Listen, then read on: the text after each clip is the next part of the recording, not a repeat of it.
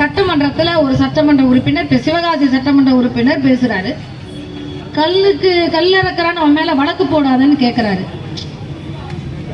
உடனே பொன்முடி எந்திரிச்சு பேசுறாரு.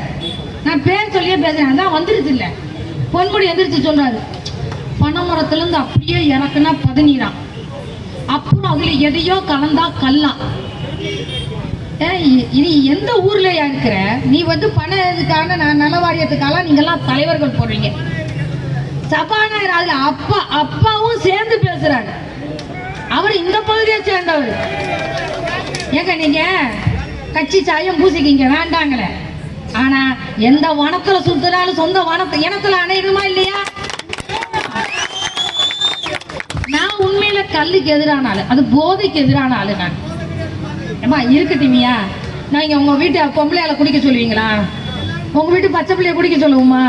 பதனியை குடிக்கும் வேண்டாங்கல. ஆனா நாம ஒரு பெரிய அரசியலை யோசிக்க வேண்டும். இவர்கள் ஏன் கல்லுக்கு எதிராக பேசிக் கொண்டிருக்கிறார்கள் என்றால், சட்டமன்றத்தில் அவங்க வச்சிருக்கிற ஃபேக்டரி இங்க விளம்பும், அவன் வச்சிருக்கிற சாராய ஃபேக்டரி பூரா இங்க முக்கு கடந்து விற்கணும். அதுக்கு எதிர கல்லு வந்தா இது பாதிக்கப்படுவேன். ஏன்னா அது சீப்பா கிடைக்கும். நான் என்ன சொன்னேன், யாரோ 2 முதலாளி, ஒருத்தர் கனிமொழி ஃபேக்டரி இருக்கு, ஜெகத்ரட்சன் ஃபேக்டரி இருக்கு, எல்லாரும் வச்சிருக்காங்க, சசிகலாக்கா வச்சிருக்காங்க, எல்லாம் வச்சிருக்காங்க. இது எல்லாம் நான் புதுசா சொல்லலைங்க, உங்களுக்கு எல்லாம் தெரிஞ்ச உண்மைதான். இவ்வளவு ஃபேக்டரியும் பிழைக்கணுங்கிறதுக்காக பனைமரத்தையும் தென்னை மரத்தையும் அண்டி வாழ்ற ஒரு விவசாயியின் வயிற்றுல அடிக்கிறியே, இதைத்தான் நம்ம கேள்வி கேட்கணும். நீ இந்த கல்லை ஒழிக்கிறதுங்கிற அரசியலை நீ சாராயம் வைக்கிறதுக்காக, டாஸ்மாக வளர்க்கறதுக்காக பயன்படுத்துறியா? கல்வி கண் திறந்த காமராஜர் ஒவ்வொருத்தையும் ஒரு 25 பிள்ளைங்க இருந்தா ஒரு பள்ளிக்கூடம் வேணும்னு கேட்டார். 25 பிள்ளைங்க இருந்தா ஒரு பள்ளிக்கூடம் வேணும்னு. நீங்க 25 தலை இருந்தா ஒரு சாராய கடை திறக்கிறேன்னு தெரிஞ்சுக்கிட்டீங்க. அவங்களுக்கு நீங்க 500 ரூபாயும் 1000 ரூபாயும் வாங்கிட்டு நம்ம ஓட்டு போட்டா விளங்குமா? சிபிஎஸ்சி பாடத்திட்ட புத்தகத்தில் நாடாரை பத்தி எழுதிட்டு போனோம். எல்லாரும் கண்டன ஆர்ப்பாட்டம் பண்ணோம், எல்லாம் செய்தோம், போராட்டம் பண்ணோம்.